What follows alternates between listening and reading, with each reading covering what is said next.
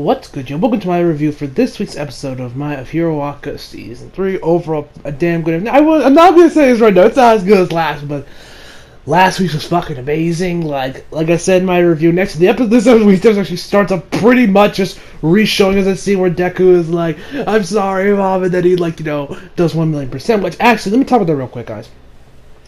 A lot of people, I remember, I saw, and actually found out in Chibi review for last episode of Hiroaka that actually the 1,000,000 Smash Deku did last week, it wasn't one for all, it actually at 1,000,000%, because I feel like if Deku was actually going to use one for all at 1,000,000%, he'd probably lose his whole right arm. It was actually more or less a way of Deku just hyping himself up to do it, and that actually happened with manga, because as we know, in most amateurs, when the MC's on the ropes, he's about to die, he always has that power upgrade increase that has him win the battle, which me, I'm personally not really tired of that, but I'm like, great, I'm great. I've only just recently gotten to anime, one for 2 years. I've seen my fair share of some, but not as much as other people who've probably seen have decades of experience of watching anime, and they've seen so many fucking shonen series. But yeah, a lot of people in horror culture came out back in the manga, the part was yeah, that wasn't actually one for all at 1,000,000%. Deku wasn't using 1,000,000% of one for all because, like I said, that'd probably kill him. It was just him as a way of hyping himself up, using using a ludicrous that just gave him enough hype levels to just finally pull out the W and knock Muscular out. So I just wanted to give out that quick FYI, and like I said last week, I want My Hero Academia in the MCU more now than ever. Which I'll leave a link, which if you guys have not seen, I will put in the iCards above my video I done how I would bring My Hero Academia to the MCU. If you are curious, you care to watch that, as well as my what if Disney bought DC video. If you haven't seen any of those videos, please check them out. Pretty good. I would say they're some of my better videos that I've put out. I'd say those are some of my personal favorites. Now, so let's start with the episode. So, we start the episode off with, like I said, talking with, Deku taking down Muscular, when that epic moment with Deku, oh man, I love it. I love that moment. We then get back to Shigaraki. He's pretty much talking about how, about the League of Villains, and how they're pretty much, they may be, they're more or less just pawns, but he's not gonna, just leave them out high. He's not gonna just leave them to feed them to the wolves. He's not gonna underestimate. He knows that, okay, even if these guys can't win, they will at least done some damage to UA and put some fear into them, or at least put some pressure on that just because they were actually there. And let's talk about how it's like an RPG. We had some good equips, but we were still on level 1, taking down the boss at level 99. And they was no, it's more of a strategy. And by that he means games probably Total War, Civilization, maybe XCOM. Is that I guess XCOM is he said a simulation game. I feel like you mean strategy games, like I said, Civilization, Total War, and probably also XCOM. So then we get back to Deku and Koda in the aftermath of their legendary battle. Deku is once again, like I said, he's busted up Ruth. Now you guys may have also known that actually that his right arm was kind of black, kind of darkened a little bit in the last shot of last week's episode of Hiroaka, because actually in the manga that was actually, and you can kind of see it a little bit, there was kind of loose flesh on his right arm, when he used one for all that many times at 100%. So there was kind of some loose flesh hanging around there, hence why they darkened it, probably because of the censorship, because this show's pretty much aimed towards kids. I mean, this isn't Tokyo Ghoul where it's this is shown. It's aimed towards kids, so they can't really go all out on the blood gore. This airs very early, more 5:30 in the morning, where it's although I feel like that's a little too early for Saturday morning cartoons for Japan, or I guess I'd say Saturday morning anime, I should say. Anyway, and actually in this week's episode, it's just his normal, his arm is just completely purple, bruised. There's no loose flesh we see at all, which I feel like that would have been cool to see just a little bit there, just just so we really see, because his arm doesn't look any better than it does, but actually it's actually a lot worse than usually it's, hence why he goes if there's loose flesh. But I'm not gonna put that on Bones. That's probably just the censors. And it probably would take less interest to individually animate these little loose pieces of flesh. So I'm not gonna hold it against Bones. And Ian, and so he tells and tells Koda that even though he's knocked out, he probably wasn't as powerful because his right arm is so messed up. But he is going to be down for the count for a little while, and whenever he does wake up, he's going to be too weak to fight. So either way, Deku's good. And then he tells Kota that that we need to get out of here, and that you need to get to safety first, and that he tells him to the flames, but with your water quirk you can take them out. We have hope with your water quirk you can take care of those flames and untrap anybody, or just get rid of the flames. And of course Kota's like tearing up a little bit with Deku, because like he said, he just saved his life, and Kota's just still in shock about Deku doing this after all, after not knowing him, and also Kota kicking him right in the nuts a couple weeks back. Yeah. and so Deku tells Kota to get on his back, and Kota's like, "You sure you can carry me? You're injured." And he's like, "Don't worry. My arms might be fucked up, but my legs are still in perfect condition." And he uses one for all, this time at 5%, like normal, so he doesn't end up breaking his legs too. And so he pretty much just takes Kota to safety, and we see him. And when we see Deku running later on this episode, he's straight up running like Naruto. Arms behind his back, flailing around. And yes, I know why it's doing it, because his arms are fucked up, but his right arm is fucked up, and his left arm is probably just there just so it's just for convenience or something. It's still kind of weird to see Deku start running around. I swear to God, that's going to get memed to hell. I'm calling right now. That scene is going to get memed to hell with Naruto OSTs playing in the background. Naruto OPs. I'm calling it right now. That scene, all the scenes of Deku running like Naruto, it's going to be memed to hell. I'm calling it right now, guys. Ben money on that shit. So then we get back to Aizawa as well. So we get to Aizawa after where we saw him last week, where when he found out that went after Madeline, he used her telekinesis and tell him the League of Villains are here, and they're they're over here, and they're wrecking shit. So then we get outside. Then, of course, where Aizawa's met with Dabi, we have a quick battle with those two. Pretty much where Erase managed to erase his quirk, and pretty much then Aizawa pretty much just whoops his ass because Dabi, he's pretty much has a flame because Aizawa's much more experienced than Dabi. I mean, Dabi probably can hold himself probably in a decent duel against maybe some of the kids, but if you put him against probably some of the teachers, he'll probably get his ass whooped, especially without his quirk. So he then asks him where are your friends? He's like, and then he breaks his arm Aizawa goes straight up Batman for a second, with his interrogation tactics of breaking limbs. And so then he gets him. Then he's up and he's telling him so you sure you can protect your kids? See you next time. And right when he pulls his scarf back, when he says see you around, he it breaks off, and his midsection of his body kind of breaks off, and then he kind of just melts, which we find out that's just a clone by another villain by the name of Twice, which we actually. And he's like, "Oh man, you're weak, Dabi. You lost to a fucking scarf." And he's like, "No, you're weak." It's like, "Hey, don't say that." So they have their little banter. We get back to Deku and Kota. They, like I said, running like Naruto. They find Mr. Aizawa, who's also running to get, alert to find the rest of them and alert the rest of the students about these guys.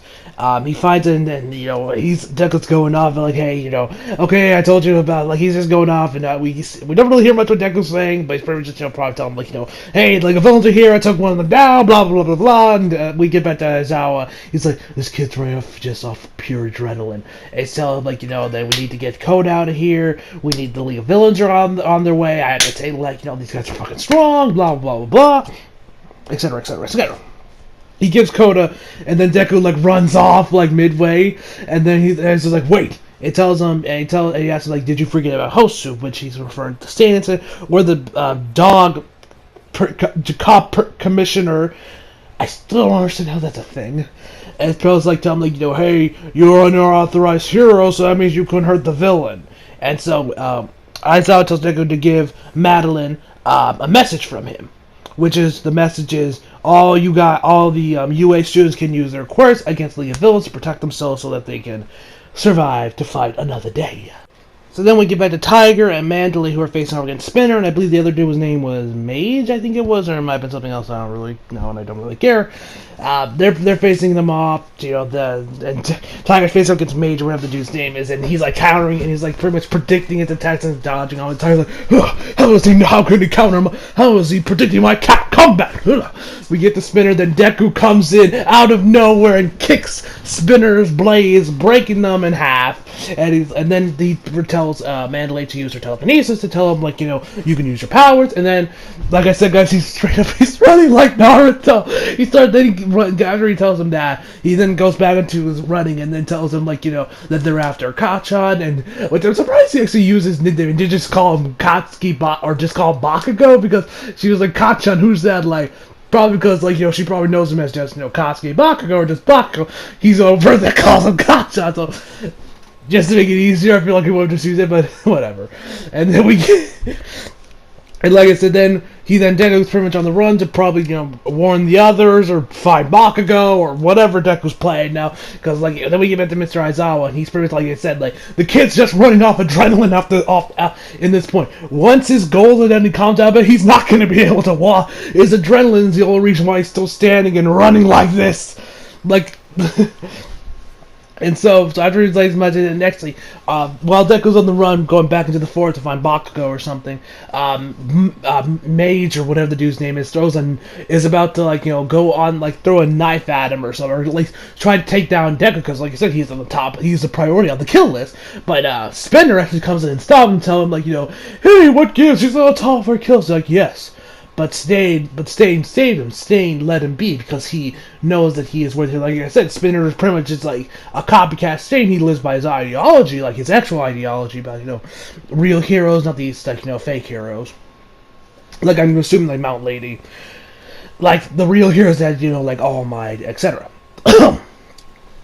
And so since since they thought Deku was worthy of keeping alive, Spinner will honor that and make sure that he doesn't get killed, or at least when he can stop it, he will not let Deku die. So then Deku's back on the run.